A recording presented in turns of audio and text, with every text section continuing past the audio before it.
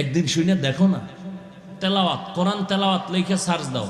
কালকে আবু রায়হান তেলাওয়াত করে নাই? এই যুবকরা ছিল না? দেখছো আবু রায়হান তো বড় হয়ে গেছে, পিচ্ছি বলা এখন বড় হয়ে গেছে মাশাআল্লাহ। ওর তেলাওয়াত ইউটিউবে আছে, শোন। তো আমার বাংলার গর্ব। চোখের পানি যদি না আসে জীবনে আর তেলাওয়াত শুনবি না, বলে দিলাম যা। ومن يعتصم بالله فقد هدي إلى صراط مستقيم.